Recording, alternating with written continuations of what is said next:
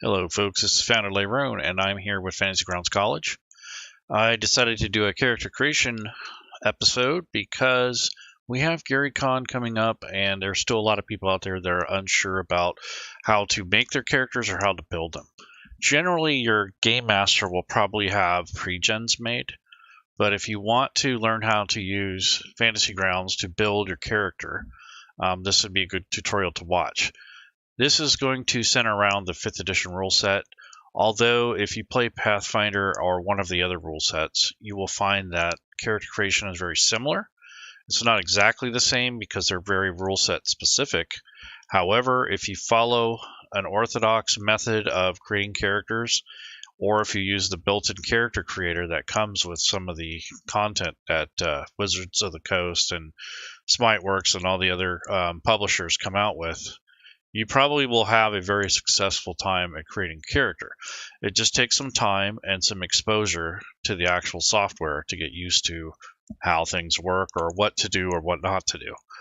So the first thing is that I want to let you know is that I actually have a library full of content. So if I open up the library asset area on the very bottom right, you're going to see that I have a plethora of things loaded here. Most people are not going to have all this. You can actually get away with just the SRD and maybe just the player's handbook or something like that. I have a bunch of third-party content here, like some of these Rob 2E coding effects. I have some things that add additional backgrounds and flavor, and then I have some things that add some subclasses and races that you wouldn't normally have access to. And then I also have my student guide in case we get lost or something. This is something that the college puts out.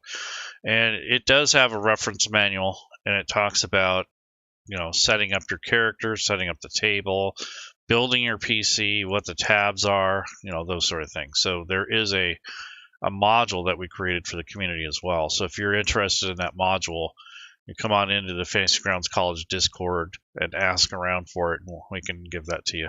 It's not proprietary or for sale or anything like that at this point, but at least it's available to the public. So if you want to load it in Fantasy Grounds and use that to help you build, you can do so. So this is just an idea of what I have for content. So I have a ton of things here, but honestly, don't get overwhelmed by this. But I have all of the main character creation books loaded, and then some. So I like to have options. So that's just how it is for me. So I'm going to go ahead and close the library. And as you can see, there's this character selection panel up here on the top right.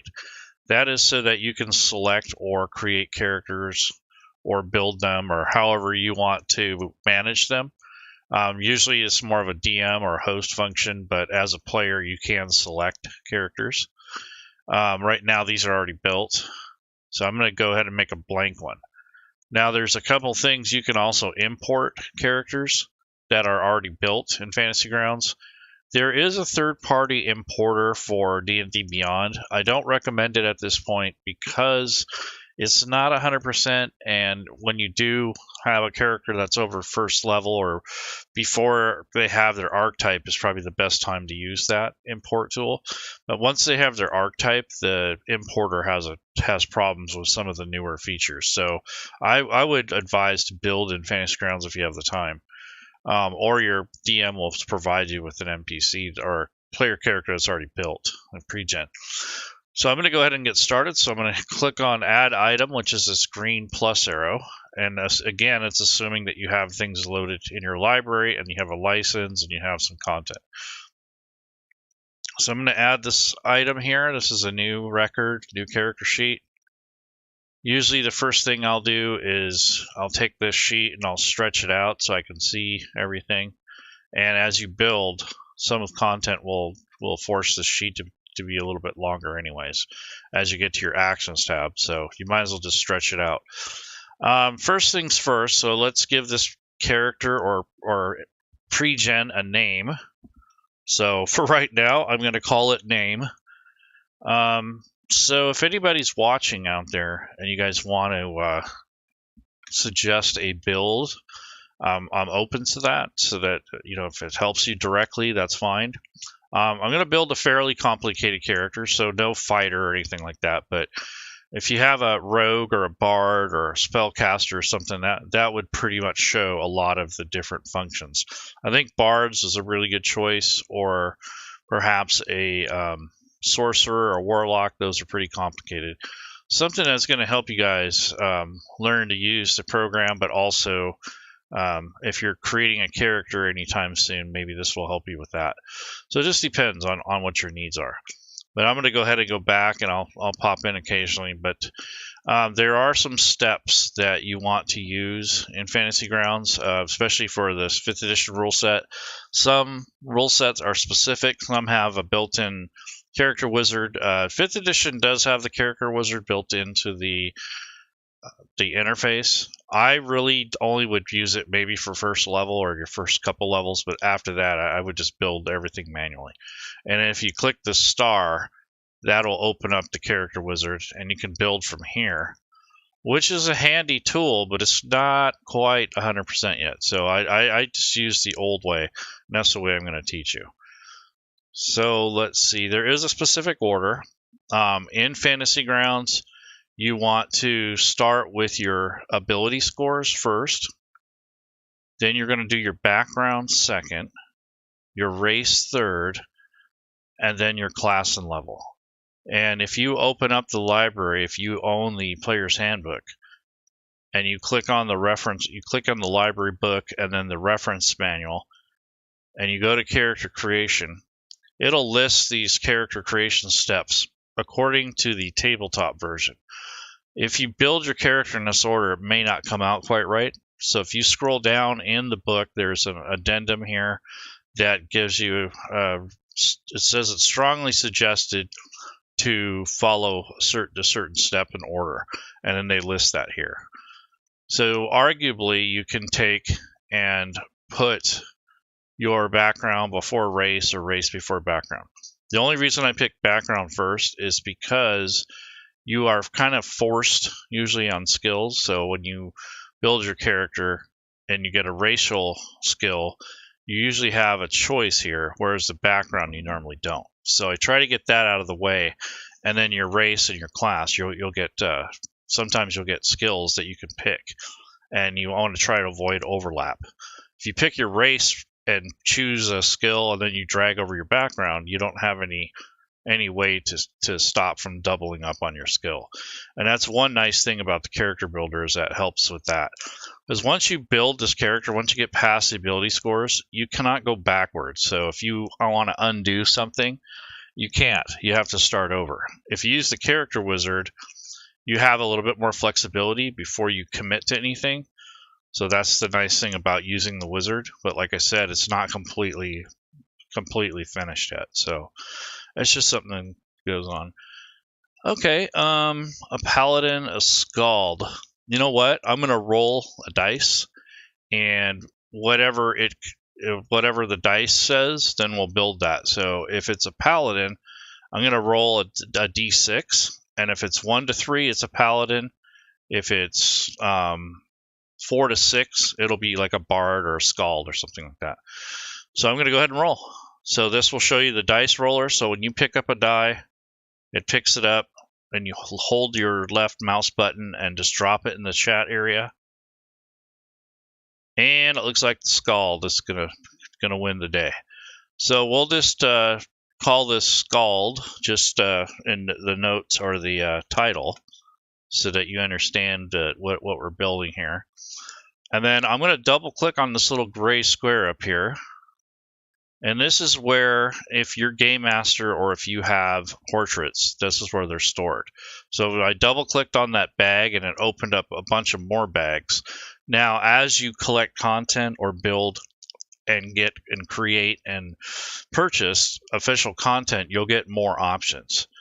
Fantasy Grounds does come with a fantasy pack, and they have some animals and that sort of thing. And then they have their older portraits from the Legacy Classic. But I'm going to go ahead and double click on the fantasy.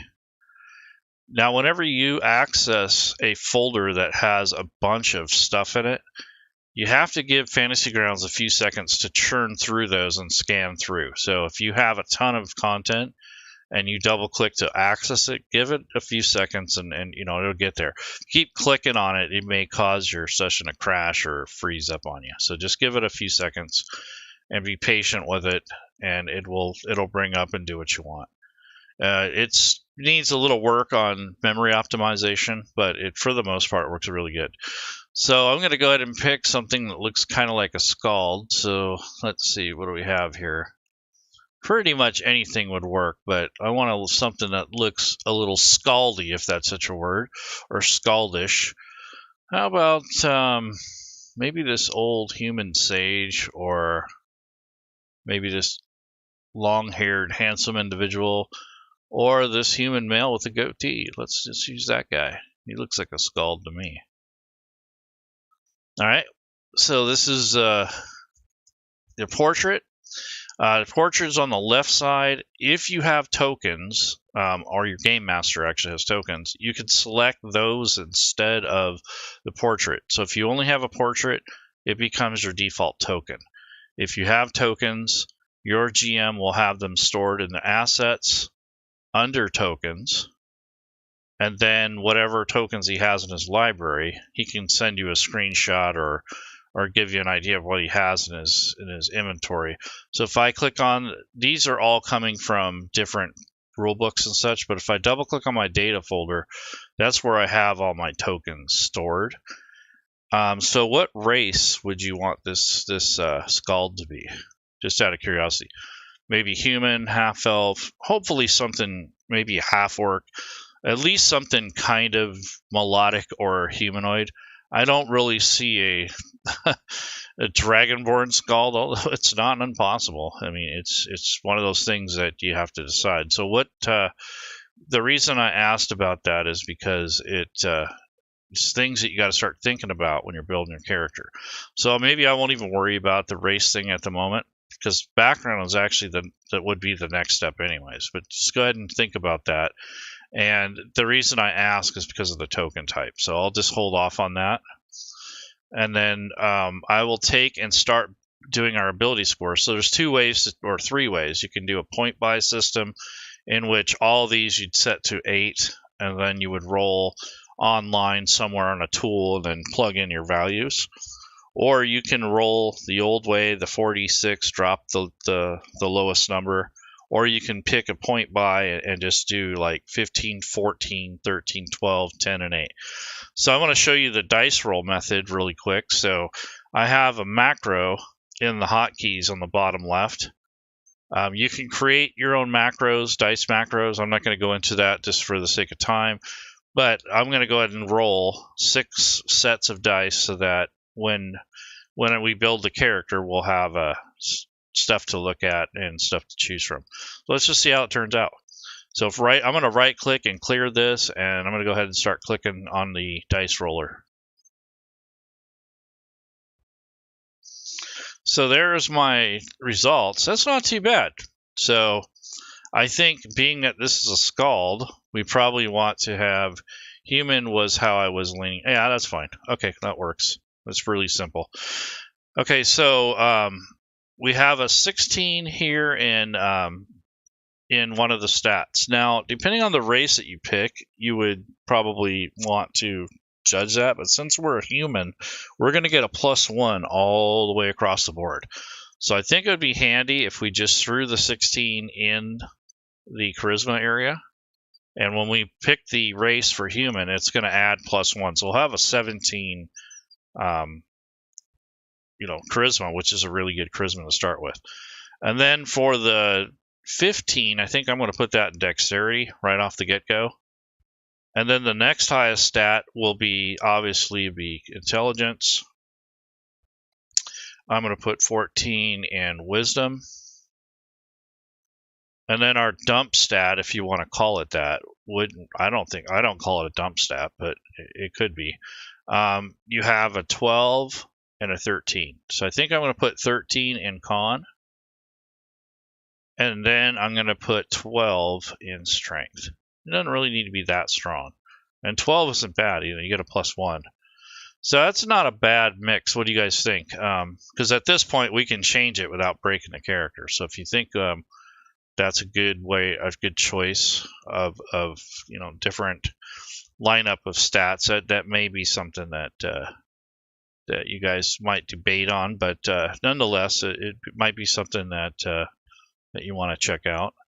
But I think I got a pretty good mix there.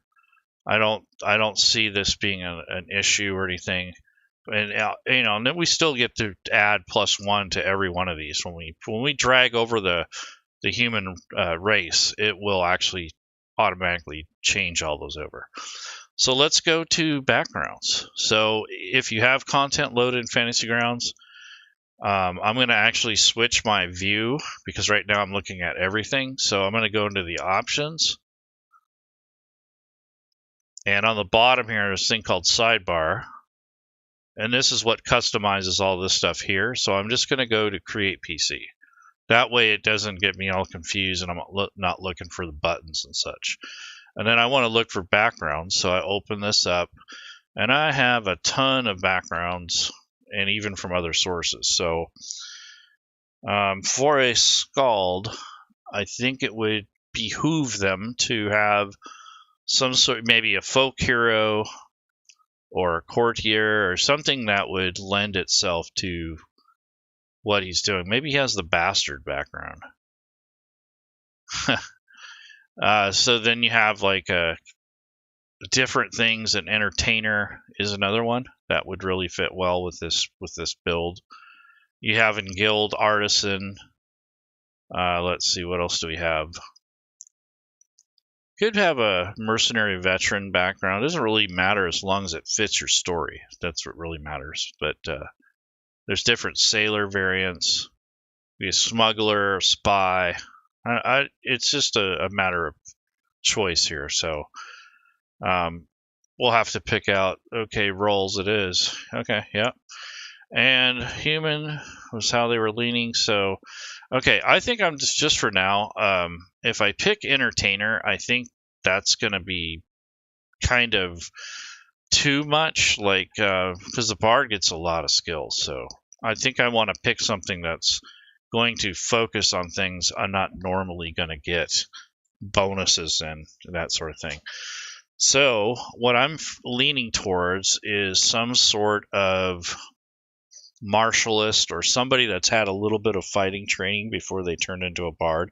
Maybe he got injured or maybe he only has one eyeball or something like that, but maybe a folk hero. In this, you get a humble social rank, but you're widely accepted because of your performances and stuff. There's a folk hero defining event to define why you became a folk hero. You get animal handling and survival. So those are two skills that you wouldn't really focus on too much as a bard, but this is part of your background. So this may have happened before you became a bard. And then you get some artisan tools and such. So it's not too far-fetched from what you're going to be doing with your character. There's also a far traveler, maybe someone that's come from abroad. And again, they get survival and languages and kind of cool things like that. They get instruments, they get insight and perception. So those are, closer to what a bard probably would have. So if you get a courtier would be a good idea if you want, to be involved with royalty, and so you get insight and persuasion. So that might be a choice. So it just really depends on what your build is going to be like. And also the inheritor is interesting. Maybe you inherited something. A noble would be maybe a potential other thing. I just don't feel noble, so I don't know. It just seems a little overkill, but it could work. It just depends on what you want to do. So a navigator, yeah, that's a really good idea. So the navigator would be something. Let's see if we have a navigator. Not in this rule set. So there's really not a navigator build. So I think some of the other builds, like here we go, variant sailor. There we go. There's the navigator. Yep, I forgot I had that loaded. Yeah, so we'll do this variant sailor background. So go ahead and drag and drop that onto the background area. So that's important to know that a lot of these skills are drag and drop and such, so you don't have to type them in. You just drag and drop from the list or from the entry onto the character sheet. It automatically adds the stuff that you need. So if you go to skills, or you go to see, it's already added nature and perception. You go to abilities, it's already added anything it gets from there, so on and so forth. So you don't have to do all the work. I think Fantasy Grounds probably does a good, I think at least 65% of the character build, the main stuff. So we got the stats, we got the background. Now we were decided to use the human. So we can do the human or the human variant. If we pick the variant, we get to pick a feat at first level. If we pick just a regular standard human, we're going to get to +1 all the way down. So we can choose between those if you want, or just stick with a actual, just a straight up human to make things simpler. I think that's a better idea. So as you can see, I have copies of 100 different varieties of the same thing. So human and human variant come out of the player's handbook, but if you use some of the other sources, you'll notice that there are a bunch of different repetitive ones, and those are coming from different books. I usually just picked out of the player's handbook, regardless of what this says, and that way I always know where I pulled my material from. Nice, so we inspire, yeah, exactly. So that's a good thing. So we're going to pick human. We'll make that simple instead of the variant. Variant kind of gives you some flexibility, but it's really not as important for this session right now. So we'll just do a human. So I'll drag and drop that on there. The nice thing about humans is they don't have all these racial traits and stuff that you got to deal with, so it makes it simpler. But it added +1 all the way down. So this is a pretty beefy character here. It's a little, I think it's above average. At first level, you're given your full hit points. So when we drag our class over, it's going to actually give us our full first level hit points plus our con bonus, which is now +2. So we're going to be doing pretty good, not bad in hit points and health and such. So now the next thing I do is bring up this class and level window, and I'll bring up the classes. And we're going to pick Bard, because that's the closest thing we have to a Scald. I think I have a Scald class in here. I doubt it, because that's pretty much, see, we can have an Urban Bard also, which might be cool because it has some extra features, but I think a standard Bard is just going to be better, because I think the urban ones are more hanging around the cities all the time. So I'm just going to grab the one from the player's handbook. Doesn't really matter, but I always do that just as a habit. So I'm drag and dropping it into this class and level. And right away, it's asking me for skills. It wants to know which skills do I want, and I get to pick 3 for this character. So if I go to my skills tab, I don't want to pick nature and perception. I already have that. So I think for this is a class skill. We're going to go with performance, obviously. Stealth would be very helpful in combat and such, and then one other.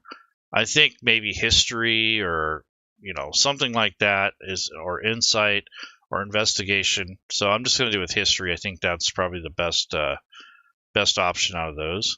And once you select them, you're going to confirm with this check button. So this is the most important part of creating a character in Fantasy Grounds. So you do your ability scores, your background, your race, and then your class. Once you've done this, you're pretty much set. Everything else is all choices, customization, optimizing, that sort of thing. I'm going to show you how to level up, because that's another process that you should understand. So this is the first level Bard. He doesn't have his archetype yet, so we're going to have something hopefully that's a little bit more like a Scald come up.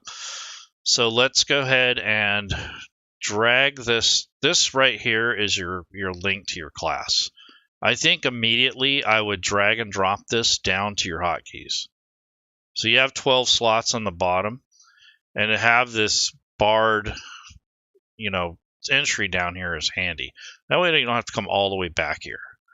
So this way, you have quick access. This has all the tables to this particular build or this class. It talks about the bard and what they're made up of, and then there's all the tables that you'll need later when you're building your character. So it's handy to have this at least shortcutted. I'm going to try to keep it open, and then you have your spell slots and all that stuff. So that's the description.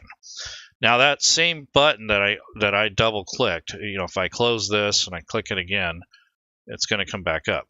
The same button though, I'm just going to drag and drop it into this box anywhere, and it just adds the level. It's really that simple. So in this case, it added more hit points, and it added some not the skills so much, but some abilities like Jack of all trades, which does at this point lets me take half of a proficiency bonus in everything that we don't already have skill in. So if I go to the skills, everything in here, I can click on this little star until it becomes half a star. And you usually click on it about 4 times, and that changes it to half a star. So everything in the in this list here, you get to be half proficient with, which is really sweet. So half of my proficiency bonus in this case is 2, so it'll be 1. So the proficiency bonus of 2 cut in half, and then it would be rounded down or up, depending on what it says in the description. So these guys are half proficient. All the other skills that I don't have any sort of proficiency in, you get to be half, which is really sweet. So that's one thing I like about bards, is that they're very flexible and very skill oriented. So there we go. So that's something you get from the Jack of all trades. And then there's another thing, like an expertise thing that you get once you pick your archetype, and then you get to go in and pick 2 of those to be expert in, which is really cool. So I'm going to go ahead and also level up one more time so that this particular character has their archetype. So between level 1 and 3, all characters will get their archetype. It just depends. Wizards and clerics get theirs at level 1. Half casters and such, like paladins and such, get it at level 2. And then the others that are 1/3 casters generally get their archetype at level 3. So it's just a matter of what class you're building.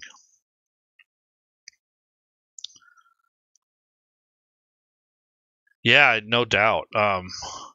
Selecting level, putting the class into the class. Yeah, that is something that people miss, and it is not very intuitive. So there's a level up button here, but that is for the character wizard. So it's really weird. That is one of the steps that a lot of people don't understand. So if you just type in a number up here or down here, it's not going to change the level. Basically, you're just adding another layer on top of what you already have. So I'm going to go ahead and drag this again. I'll show you how to do this. Just pick this up and just drop it in here anywhere. And now it's at 3rd level, and it's asking for the specialization. So I have different choices here of College of Lore, Valor, Creation, Eloquence, Glamour, Swords, Whispers, and this other weird mariachi thing. So what do you think I should pick for a Scald? I would think Valor or Swords might be one, maybe Lore. But those are the 3 choices I have. So we need to pick one that's actually... What is that? Yeah, that's for the character wizard. So if you're using the character wizard, that's how they suggest to level up once you've created your character. Because it actually pulls up the character wizard, and it allows you to make some choices from there. But I'm not going to use that because it's still not 100%. Until they get that fixed, I really don't want to use it. So that's where I'm at on that. And of course I lost my character, so there's the Scald. Okay, so back to where I was supposed to be. We need to pick our specialization. So whatever college. Okay, lore it is. So we picked lore, and you get a lot of extra skills with that one. So I'll go ahead and click OK. And it adds all of the abilities now that this is a fully fleshed out character as far as archetype goes. You have a choice and a common for languages. You have these jack of all trades, expertise. So these are things I'm going to look at later or soon when I want to customize the character. So I'm going to go to the skills tab, double check that, and then I'm going to go to the features, and I'm going to start popping these up as like a deck of cards. So I want to go through these and see what they are. And these are coming out of the source book, so it's no secret or anything. Just it's linked straight to the actual books, which is nice. So you don't have to keep cracking open the same book over and over and over. You already have them on your sheet. So this is important to have these things. And the reason I'm doing this is because I want to explore if I need to do any customization. So right now, these are all the different things that we get. If we had racial traits, in this case we don't, we drag those out too. And it says that there's some proficiencies here that are listed. So light armor, cartographer's tools, which is something that we'll pick later and we'll be proficient in. It doesn't necessarily have it. And then you get vehicles, water. So those are 3 things that we can actually turn into a rollable skill if we want. And then there's another tool, which is 3 musical instruments. And then we get simple weapons, hand, crossbow, longsword, rapier, short sword. So these are just your proficiencies. Doesn't necessarily mean you own that stuff. And then, of course, we can pick a language. So we have common, and then we get 1 language of our choice. I'm going to just pick Dwarvish, I guess. It's important that you spell these because on this drop-down list, there's a language filter. And if you don't have it spelled correctly, exactly the way the languages are in the player's handbook, it ruins or it makes it so that the language filter doesn't work. So if I type something now, I have Dwarvish selected. And I hit enter, you're going to get this gibberish if you don't understand the actual language. However, if you do have the language on your sheet and as part of your character, you'll get the translation on top. So it's important to have these things, the languages spelled correctly. Some people will put Dwarven instead of Dwarvish, so you got to look in the player's handbook. Another clue is if you go to the options, even as a player, you can see this, and you click on languages. It has a list of all the common languages here that are in the rule set, and you can just use those as spelling guide, or you can go into the player's handbook and look there. That they have it there too. So it's important to have that spelled correctly. So that's not very intuitive. I mean, there's nothing telling you that that's gonna. Can you drag language into the player window? I don't think so. Yeah, select all would definitely be nice. Okay, so that is basically you just hand type it. If you had I think if you have the actual player's handbook, you're gonna be able to drag and drop that into the chat window, and then from there you can drag it to this area.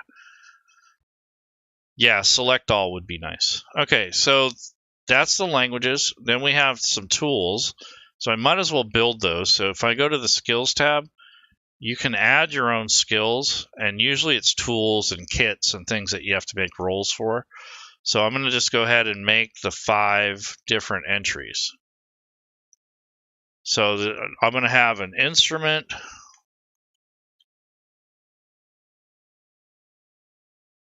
And I'm going to make one for each instrument, just for flavor. But you could just put instrument. You don't have to have 3 entries. It's a kind of a long process if you do that. But I'm also going to have my navigator's tools and the vehicle's land. It's important to have those. And then I get to pick 2 of these skills to be expertise in. So I need your help with that. So since we're here, we might as well deal with that. So we have two of our skills we can be experts at. Mainly the ones that we're proficient with, not just the half ones. So vehicles, water, so we can pilot a ship or a little boat. And then once you've added those, make sure you click on the star here to make it a full yellow star. That indicates that you are proficient with it.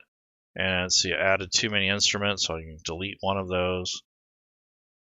And here's navigator's tools. So you can add your own. So instruments, I would probably say is either charisma or dexterity.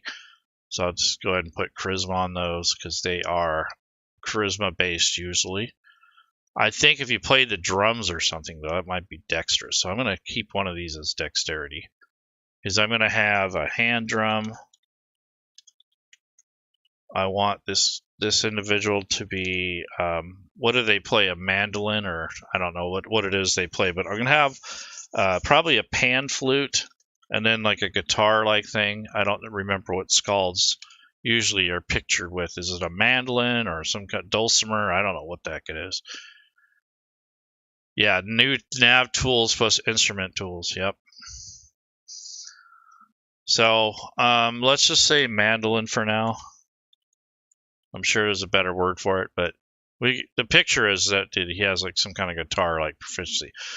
Vehicles, to pilot a boat, I think would be a kind of a handed-down tradition, something you learn over time. And same thing with navigator's tools. I think they're either intelligence or wisdom. So I would think navigator's tools might be intelligence, and then the actual ability to know how to run a ship is probably more wisdom based. It's up to you and your game master what you want to put here, but those kind of make sense.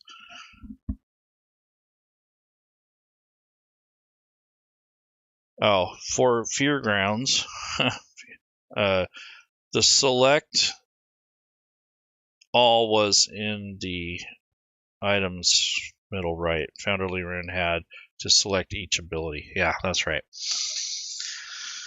Okay, so now that we have those added, and again, the most important part was the beginning of this video. Now the rest of the stuff is all customization. So spellcasting just defines the spell casting. So it tells you your spell save DC, your attack modifier, that sort of thing. So I don't really need that. Song of Rest is something I'm going to look at later. Direction sense, that's helpful. So that's part of our feature that we got from being a navigator. So expertise. So when you choose 2 skills or proficiencies, your proficiency bonus is doubled. And you get that again at 10th level. So let's see, which skills should we have? Performance would be good. So we can put on a hell of a performance. So we get double or 1.5 times. And then one other, maybe, what's the other kind of, let's see, into investigation, nope, nature. I think perception would be a waste, even though it's used a lot. History, probably be good at having a history bonus there because our intelligence isn't super high. So that would help with that. So that is that. So that takes care of that part of it. And then you also will get proficiencies for other things as you're building your character. Now the Jack of all trades is you can add half your proficiency bonus. We already did that. But it also includes your initiative. So when we build this character later, we're going to put in an ability or a coded thing that we can activate and leave it as a passive ability. So you'll always get +1 on initiative. So that is something that a lot of people forget about, or game masters forget. College of Lore just kind of gives you your bonus proficiency. So when you join the college at level 3, you gain proficiency with 3 skills of your choice. So that's a manual process. So we'll go back to abilities or skills. And I think they can only be, let's see, no, it doesn't really give you any sort of limitation. So I definitely want investigation will be a full star now. And then maybe medicine would be good to have. And then one other that's maybe persuasion would be the other one. So that's pretty good. I mean, I could have picked athletics and acrobatics and such, but I think to have more of these intelligence or thought process things are better for this bard. If we picked the sword of college or this college of swords, maybe I would go with acrobatics or something. But in this case, I think that was well used, so I don't think we wasted it on anything. So that's more skills that you're basic. My bad. I thought he was talking about text. Yeah. Oh, someone said perception. Okay, I can change that. So I will go to. I'll change perception. I already have skill in that, so I can't increase it anymore. So these are ones that I was only half star. So perception, I think I was already getting that from my class, so I didn't have to mess with that. And then you get something called cutting words, so that's something I'll look at later. So the additional magical secrets doesn't come till level 6. So we're pretty much done with the College of Lore benefits. So I'll close that. So here's the proficiencies. We've already taken care of that. That's the 3 that we just got. Bardic Inspiration. That's something we'll look at. We get a D6 until we become 8th level or 5th level, then we get a D8. And then this says Bard College. Just kind of gives you a rough idea of what that's about. And then there are some additional Bard spells that we might get on top of, the normal ones. So from Xanathar's and other books. So that's what this is talking about. But you can have optional spells depending on which build you make. So I'm going to go ahead and leave that out. So when we pick our spells for our spell book or for our Bard spells, we'll look at that. And that's pretty much a majority of the things that this individual has on their sheet.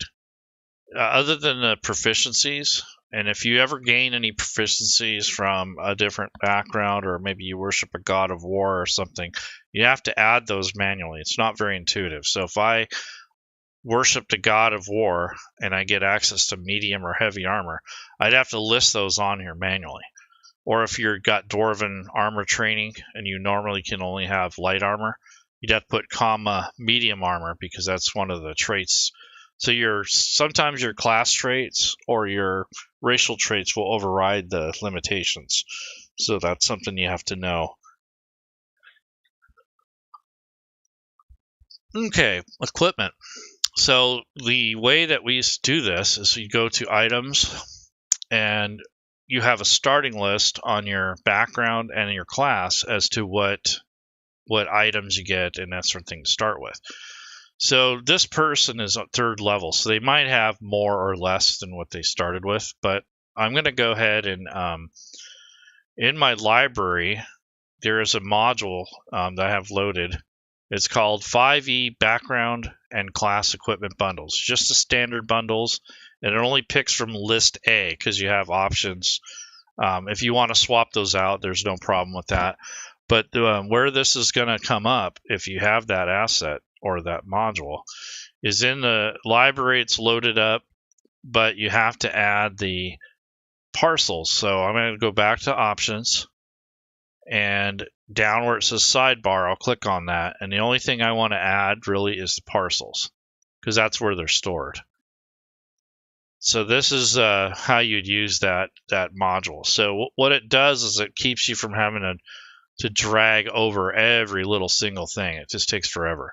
So if you pick a parcel like this, you're going to get backgrounds and your starting equipment. So if my background's kind of unique, but I'm going to go ahead and pick the sailor background because that's the closest there is to it. So I'm going to pick the equipment for a sailor. So if I drag and drop that gives me everything that a sailor gets. So that's pretty cool. And instead of dragging each one of these items over one at a time, these parcels, which is just a collection, a treasure collection of items, and if you get any starting gold, are just going to be dragged over and dropped, and it has most of the things that you're going to need.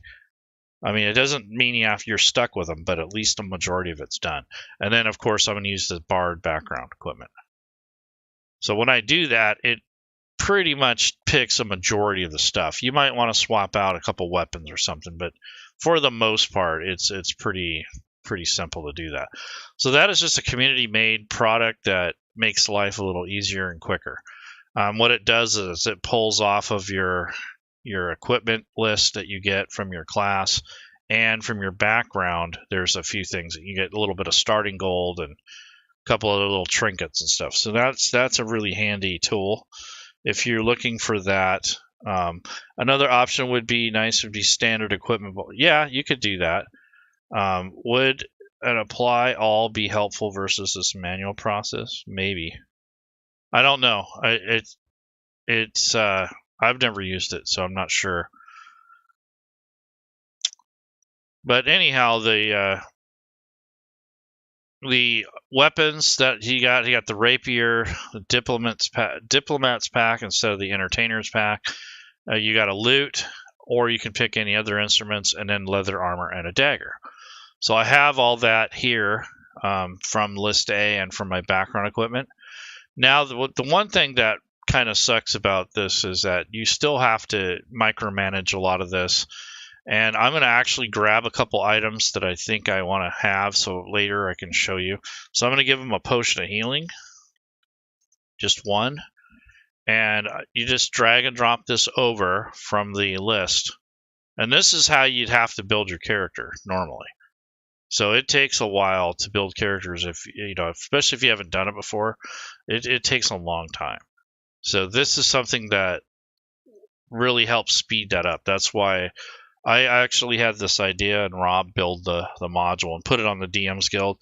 We didn't think it would be very popular, but it's actually pretty popular.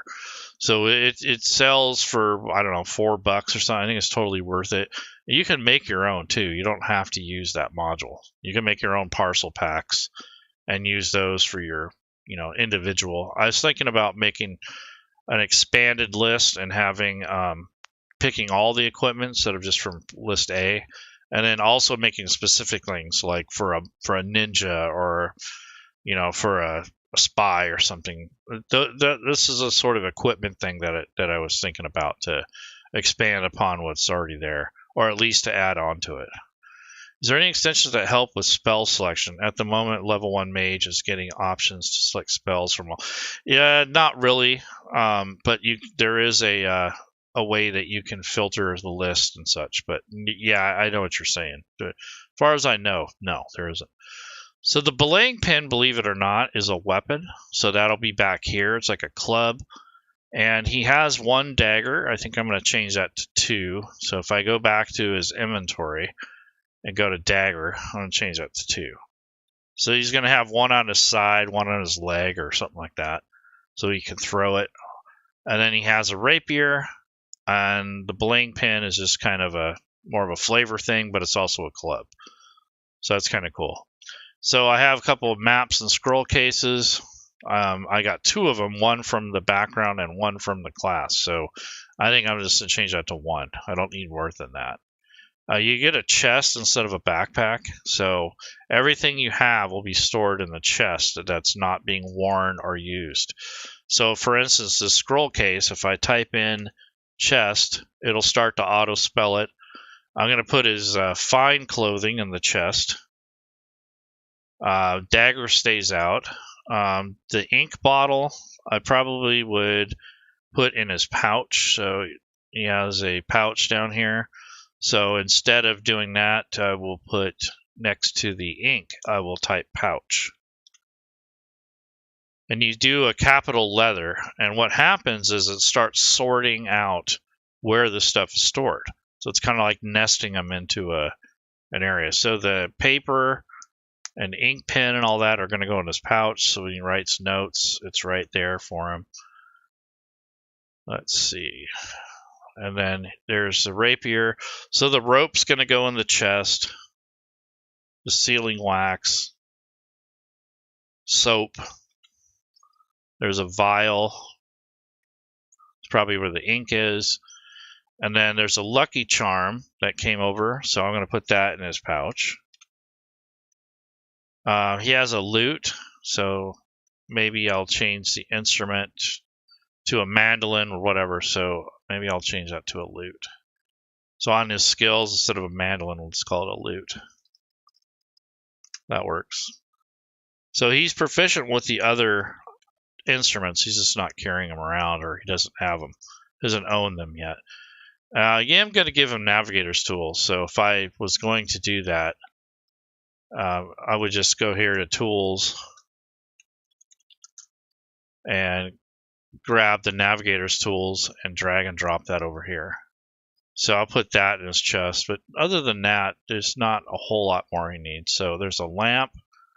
So I go ahead and put that in the chest. So this process here is probably the most time consuming because you're individually assigning where the stuff goes. I kind of don't care for this process, but it's part of making the character. So it is something that, when I teach the class, a lot of people get wrapped up in it and they spend hours on it. It's just not worth the time usually. But it's one part of part of building the character. So try to teach people how to do it the right way or correct way. So anyways, I'm nesting items in the chest and the pouch. I'm going to put the potion of healing in the pouch, and that's probably about all that would fit. And I have leather armor, dagger, common clothes. So I can put the common clothes in the chest if I want, or assume that you're wearing them. So that's really all you're doing, is nesting what you have in your inventory. Now, if you have this chest and you leave it on the ship or you don't bring it with you, you can uncarry it or just kind of, basically it's not carried at this point, and it takes the weight off of you. But once you have that thing and you're lugging it around, then it puts the weight back on. So there's no way I'd be carrying a 25-pound chest of items. I'd have to have a backpack, and it'd be a lot lighter. Backpack is 5 pounds. This chest is 25 pounds, so that's quite a difference. But I'll just leave it as it is right now. So the only thing extra I brought over was I increased the dagger, got rid of one of the scroll cases. We have paper and writing materials, and we have a rope. We have the lamp with a couple vials or a couple flasks of oil. And then we have no rations, no food or anything. It's interesting. So probably because he's on the ship, they can fish whenever they want. But I'm going to add both. So here's some rations. And I'll just give him 5 days worth of food at the most. He is a human, so maybe I will get him a candle or so he has something else other than his lamp. And the candles, I try to give him 10 of those and put those in the chest. So you got to remember, this guy's 3rd level, so he's probably picked up a few extra things along the way. And then there's the I don't want to give him a torch because then it's kind of overkill. Let's see, the other thing would be water skin. That's very important. So you have a water skin, and that will be on him, and the food will go in the chest. So anyways, this is how you add items and put things together. So that's how you nest it together. Is there a way to make an extension to help with spell selection? No, there might be, but I don't know what else you need. When I get into that, I'll show you how that works. So the other thing is we're going to now move on from inventory, but generally on my actions tab, I will build a section on here called basically I name it or call it the basically like consumable items. And it's not really nothing really connects this to that, but it allows you to track it easier. So on my actions tab, I come down here to the bottom right, click Edit List, and that allows me to bring up a new edit feature if I need to. So if I wanted to edit something, but in this case, I'm going to add a power group, and it's really not a power; it's just called powers for the sake of default. So if on the right side here, I'm going to call this consumables. Now this is kind of more of a homebrew, thing. You don't have to do this, but when you're in here, you can make multiple entries when you make this group. And so I'm going to put my rations here. I'm going to put my candles, my oil flasks, potion of healing is another thing. Even though it's magical, it's still a consumable item. Let's see, I got rations. Oh, I need to add water and the water skin. So this is not necessary, but I do it for my table, so it's a lot easier to track this stuff. Now what we're going to do is assign how many you have and the usages. So in order to do that, I have to get out of edit mode so that I can see these two modes down below. So I'm in the standard and group. So I'm going to change it to preparation. And what this does is it allows me to add the usages. So I'll have 10 candles, 2 oil flasks. I have 1 potion of healing. I have 5 days of water or food and 1 day of water. So those are basically your values that came from back in your inventory. And now I'm going to change these to once because these are one-time use. They don't recharge or replenish normally unless it's a magic item. So that's how you assign that. And then when you change this to combat and actions, you actually have these little bubbles where you can check them off, and it keeps a record of when you use them to end the chat window. That's why I like doing that. Then when you're done at the end of the session or before your next session, you'll go into your inventory and update it accordingly. So the only thing it doesn't account for is weight. So if you're consuming items, technically the weight should come off. But in this case, I don't get too picky about it unless it's something really heavy like that chest. And basically what I'll do is come back here and update these as I use the items, or if they get damaged or whatever. But so this is basically how you track it. And if you use up your water, let's say, and you're in this combat actions here, you click on that, the water actually will disappear off your list. So as you use the items up, they disappear. And it shows that you've used them in the chat area. So basically, now if you want to bring them back, or let's say you go to the store and you purchase some, you just come back to standard mode and you uncheck the ones that you've replenished. And then when you go back to your combat mode or action mode, they'll be back again. So this is just a handy way to keep track of things. You can use it to keep track of weapon charges or magic item charges or whatever you want. This is just a way to customize the character sheet and make it more functional and usable for your players. And as a game master, this also helps you keep track of what they've used.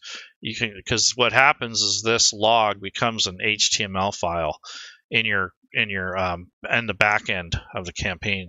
And you can read through and see who's done what and all kinds of stuff. So it's kind of a cool thing. All right, so that is basically the consumable items that are coming from my inventory. Again, that was a manual thing that really doesn't have any connection to this, but it really helps in gameplay and such.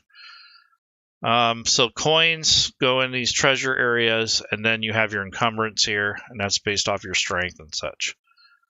Now let's go to the notes tab. So this is where your roleplay stuff is. So the two things that matter the most is your size, because that determines your token size and your reach and those sort of things. And that comes from your race, and then your alignment. So I'm going to make this guy a chaotic good. And the thing about this is that even though 5th edition doesn't really care as much about alignment as they used to in previous editions, it does matter with Fantasy Grounds. So If you use a spell like protection from good or protection from evil, if that's not filled out here or on the NPC stat block, that spell is useless. So the size and the alignment are the main things that you want to look at. So if you want to roll your background up or make your own story, you can. So if I bring up the navigator background, and again, I go to the notes tab. If you scroll down here, there's basically there's usually a table that gives you, what type of things that your character might do or like.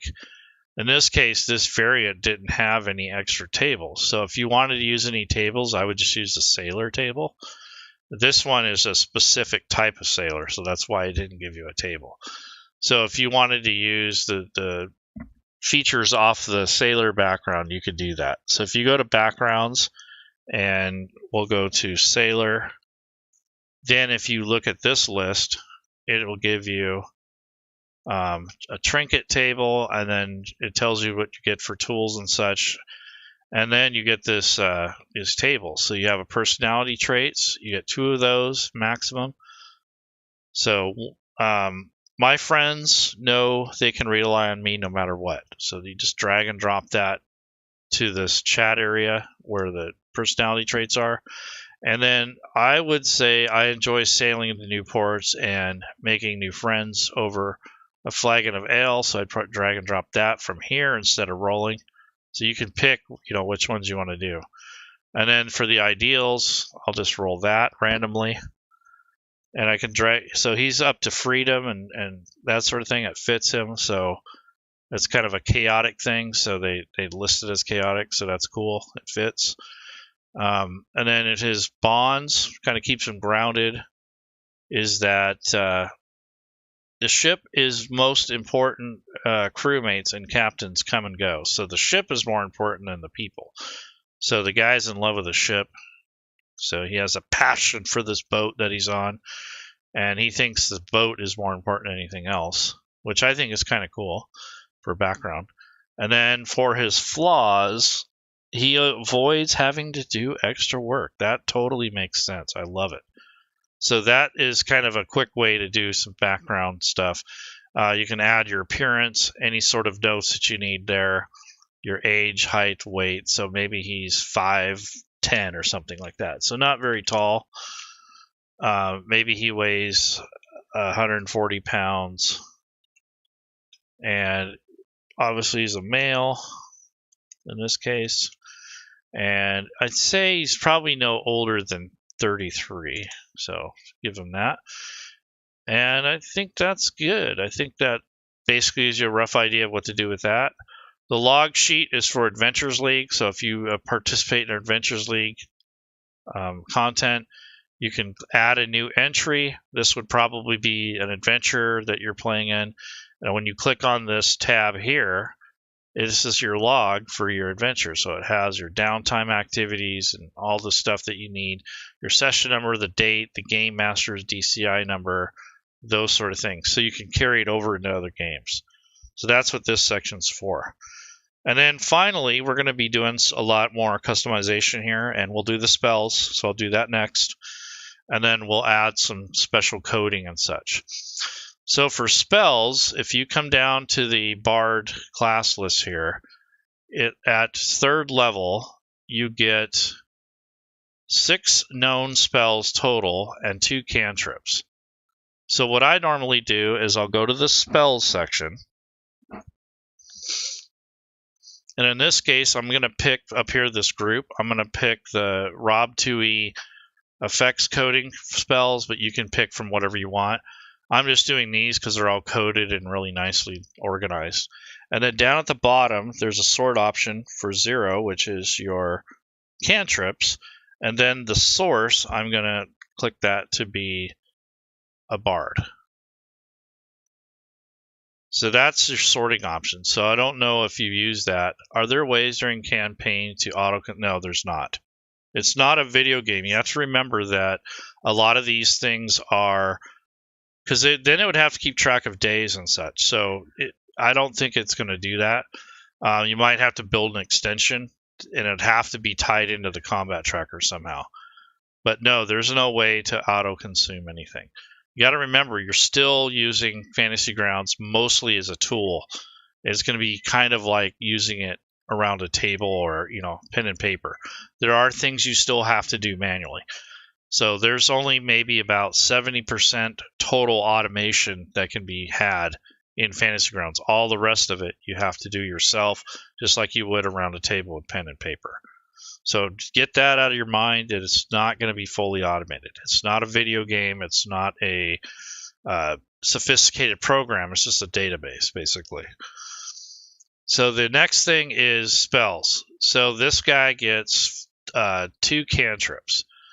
So obviously I want prestidigitation, and I just drag and drop that where it says spell slots, and it makes its own group, so you don't have to create a group. And then maybe Thunderclap or Light or Mage Hand. Thunderclap would be nice for, for defensive reasons. Blade Ward also. But I'm going to go with Mage Hand because it's more utility. So he's got 2 cantrips that are very utility. And as you see, I just drag and drop those on the sheet. So I don't know who is wanting this to be automatic. I don't know. Is there Lightbringer? Was there any reason why you needed help with spell selection? I mean, I just filtered everything out. There's the spells, and just drag and drop that onto the sheet. And then I have my table here, just like you'd crack open your book. So I'm not sure what else you would need. So now for the spell slots, you have your first and second level, and then your level of the spell. So I get a total of 6 spells. I can have up to 4 and 2 as far as memorization goes or preparedness. So I can have 6 total in any combination of such. So I'm going to go to the first level spells, and I'm going to take a look at these. So I think just having like Cure Wounds is pretty handy, especially if you don't have a healer. I'm going to go with, let's see, Fairy Fire. That's very handy in combat. And then Thunder Wave is kind of cool. So that's more offensive, so I definitely want that. So there's 3, and I want to pick at least 1 more. Maybe Detect Magic, because that's kind of something that people don't have, or Sleep, or the other one was Charm Person. So those are things that may be useful. So maybe I'll do Charm Person, just so I have a way to kind of get information and mingle with people and get them to cough up. Now, I don't have to pick 4 of these. I can pick 1, or I can pick 3, but just no more than 6 spells total. So I can burn all my 6 spell picks just in first level. I'm going to take a look at second, though, because since I have 2, and I'm just going to pick 2. So I like the Shatter. That's a pretty powerful spell offensively. And then Invisibility, Hold Person, Heat Metal is pretty nasty. Crown of Madness. So these are some things. Suggestion is a really good spell. So I think Hold Person might be something I'd use. So that is just the spells that I have in my spell list. So that didn't take very long. I'm not sure what you needed for spells. Spells are prepared every day, and there's no barrier preventing a low-level character. That's again, that's the same with the round of table. You have to use this like a. I learned that level 0 is cantrips. Yeah, can't find them anywhere. Spells are prepared every day, and there is no barrier preventing a low-level character from accidentally picking a high-level spell. Yeah, that's true, but honestly, it's obvious when they do because it makes a second-level spell group. So Fantasy Grounds gives you the flexibility. It doesn't limit very much. I mean, I don't think there's anything it limits, because there's homebrew out there and stuff, and if you limit it, then you also limit the options for doing your own homebrew stuff. So that's probably one of the reasons why they don't have any sort of mechanism in there to stop people from doing stuff. So if you're worried about players not doing it right, you need to train your players. It's not a matter of changing the game to fit your players. It's the players need to adapt to your play style and to the table itself and learn the software. It's not the other way around. You don't write the software around a group of players. So try to get them to teach them to learn classes. And yeah, spell selection ain't too bad. I mean, it's pretty simple. It's drag and drop. And what's nice about these spells in particular is that the characters, when they expand these, they can see what it's based on. In this case, this character has charisma base, so the ability here is charisma, and that's what the power group is, and it changes the value here based off of your charisma. So if you have for a reason that maybe you're a drow and you have or a different race and your class, maybe you get a bonus spell like a elf. A high elf will get a bonus spell based on intelligence. So you'd have to make a separate group and then assign it intelligence, not charisma. So if you have a class feature or racial feature that's other than your main base spellcasting class, then you need to assign it in the group. Otherwise, it's auto-assigned based off of your main stat. So if you're building a high elf, you get a cantrip for free, but it's based on intelligence, not charisma. So you'd have to make a separate group, put that spell in there, and tell Fantasy Grounds that it's based on intelligence, not charisma. So that's something that people forget or they don't realize until they come across that situation. So there's a lot of situational things that come up.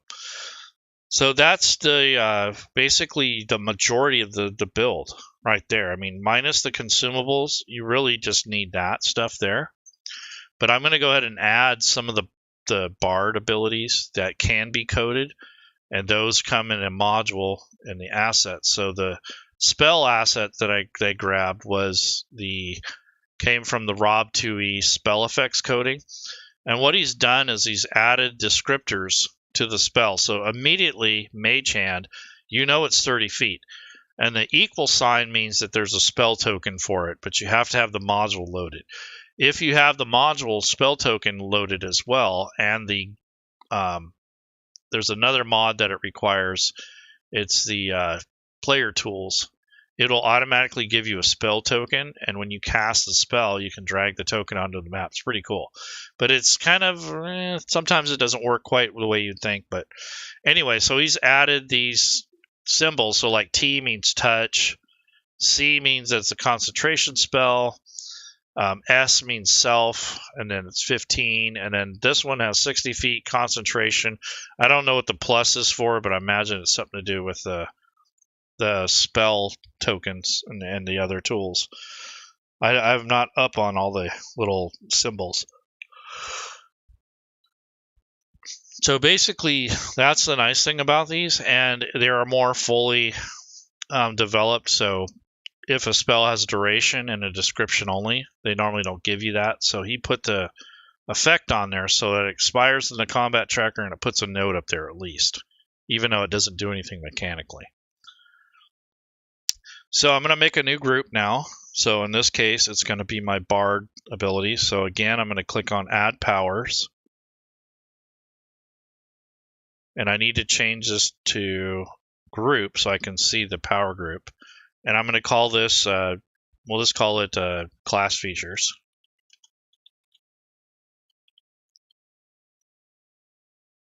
And then these are the class features. So the sense of direction is more or less, giving someone bonuses or perhaps a advantage or something on a roll. So that there's really no reason to code that.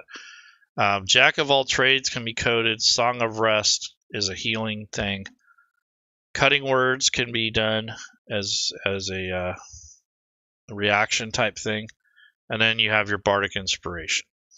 So I'm going to go to the spells. That's where all these special abilities or coding is stored at if you have the module. First thing you want to do is unsort. So if you have something sorted out, down here, unsort it. But I'm going to go ahead and leave it on barred because that I definitely want to leave because that's the type of things I'm going to be looking at.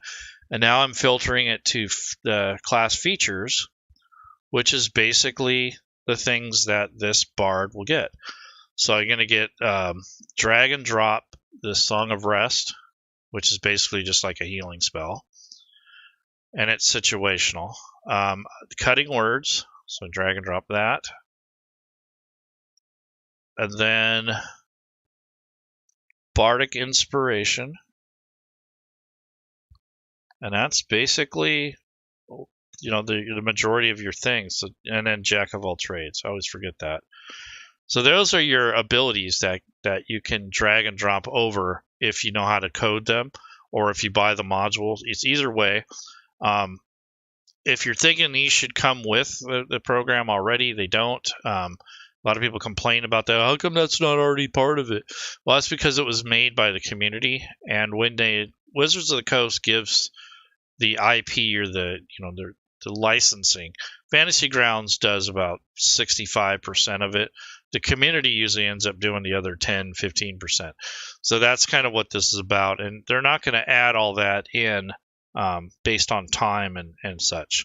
So if you know what you're doing and you know your rule set really well and you know Fantasy Grounds, you can make these yourself. You don't have to rely on someone else's work.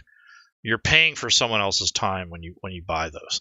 So I used Bardic Inspiration already. We did Song of Rest, Jack of all trades, and Cutting words. So that's all the customization that we're going to have on here. So how this works is when you go to your standard mode or preparation, in this case, I changed it down here. I'm going to prepare the spells by clicking on this little bubble here, because then they'll show up on the actions. I already have these set. Now your Bardic Inspiration can be used based off I believe it's your Charisma bonus. So use this feature a number of times equal to your Charisma modifier. So this case, I think he has 3. Yeah, he has +3. So what you put is a 3 in here. And then it says you have to finish a long rest, so we leave it on daily. So the rest of these depend on that, and then the Song of Rest is situational. So the only thing I had to change was the Bardic Inspiration, and that just adds the little bubbles. And then you need to change the die type as they level up. So at 5th level, the 6-sided die, which is here, was going to need to be changed to an 8. So it's something you have to remember. So there are some things that you do have to do manually. So as the player and the GM, you just have to know your character and the rule sets, and it takes a while to do that. So anyhow, so that is basically how that works. And now I can customize a little further. So if I wanted to, for instance, I want to add the healing function to the potion. Right now, it's nothing but a note that keeps track of the potion itself. So what I want to do is, first of all, just to be thorough, in the items themselves, if you go to the potion of healing, if it's identified, you can read what it does. So if you can unlock it, I'm going to hit Control A in the area where the description is. And I'm going to hit Control Copy and Control Paste. So now I have the description for this item. So when I use it, I don't have to come back here in the inventory. And I already have an idea of what it does. So if you go back here to your sheet and you look at the Potion of Healing, crack that open. It's 2d4 plus 2, and you know what it does. So what I'm going to do is right-click on the potion and add an action. So I'm adding a custom code or a feature to the listed item. And once you do that, you have an option here to add heal or damage or a casting ability or an effect. In this case, it will be a heal. So now it adds a healing button. And now I need to decide and describe how much it heals. So it's 2d4 plus 2. So if I pick up a 4-sided dice and I right-click, I can drag and drop that onto this healing area. And then it does plus 2. So I just add that in there. So now when I have this potion of healing, I have the function that goes with it, not just the description. The other thing you can do is, let's say this is a rapier. It's +1. So on the fly, if you know what you're doing, you can actually turn this into a magic rapier. So if I went to rapier and then I go to comma +1, which is just a way to describe it, which means you get a +1 to attack and a +1 bonus for damage. Now you have to add a comma and magic for the tag.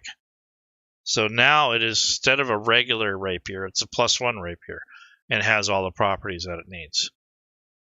So nothing prevents your players from doing that, but they have to know how to do it too. So there's things that you can do to speed things up, or if you are so inclined, you have an item, you go to weapons, and then rapier.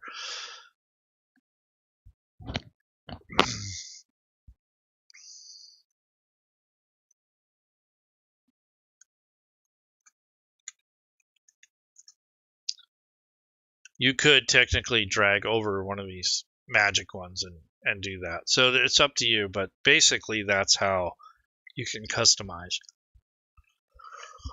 So now when you're done and you've got all your stuff prepared and so everything's set up, you change the mode to combat and the display group as actions. And this is what your character sheet should look like before you get ready to play. You have all your spells ready. I have my consumables, my class features. If I had any racial traits, I would also add those, but in this case I don't. And any other things. Maybe the rapier does other things. So you might have to make a power for it or an action, make its own group and put in all of its special abilities. So in this case, when you have this character, to test them out, you put them on the combat tracker.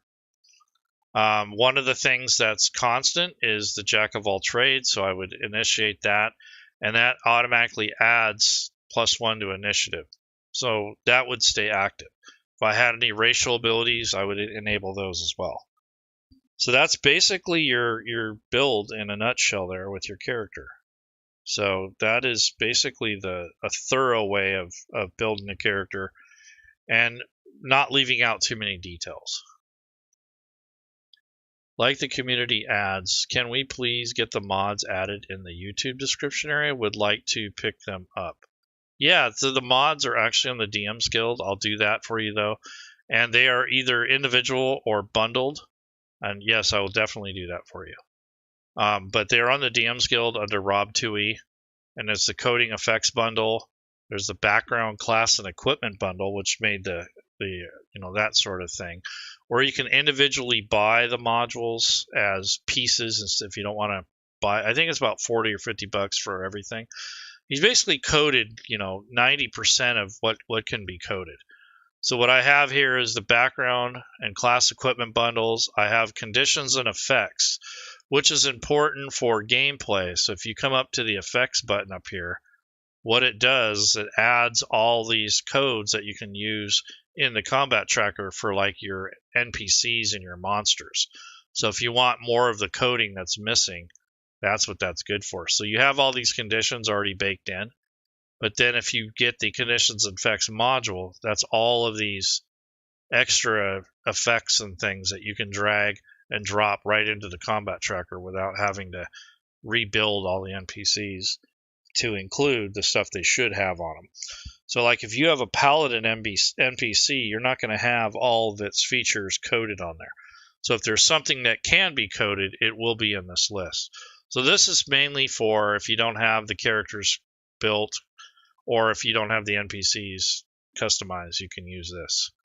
So that's another module. And then the bundle that he sells is the class features, feats, racial traits, and spells. Those are all bundled together, or you can buy them separately. And then there's another one called 5e table trinkets. So if you wanted to roll for a trinket for your players, you could bring up the trinkets table, and basically it would allow you to roll randomly to see which of the trinkets that you get. So in this case, you get an alabaster mask. So that might be interesting for this character. So if I go to the inventory, I can just drag and drop that on here, and it'll just be like a role-playing thing that he stored in his chest. Maybe he went to a really fancy ball and he found it or something. Who knows? But it's more for like role play. So that's why we made that table. And then you have your background class equipment tables, which adds the parcels for the background and the starting gear. So that's the items that I made, and I'll definitely link those into the description. So yeah, the community ads help a lot. They cut down a lot of time. So again, today we built a bard. We've been going for at least an hour and a half. I hope that you guys got a little bit out of that. I know it kind of went fast, but if you go back and watch the video again, it will be up to date, pretty accurate. I've made several other videos. Lady Shell made a bunch of videos. Rob Tui, Digital Dave. I mean, there's a lot of resources out there. But this one's going to be a little bit more current with Unity. It's not much different than the Classic, though. So there's really very, very few differences. So I think that's about it. If there's no other questions, I will go ahead and end the stream, and then I'll start working on the description as you had asked. So if there's no more questions, I'll get going. Hopefully you guys can learn to build characters, practice doing it. The more combinations of characters you make, the more little ifs, ands, and buts. Yeah, no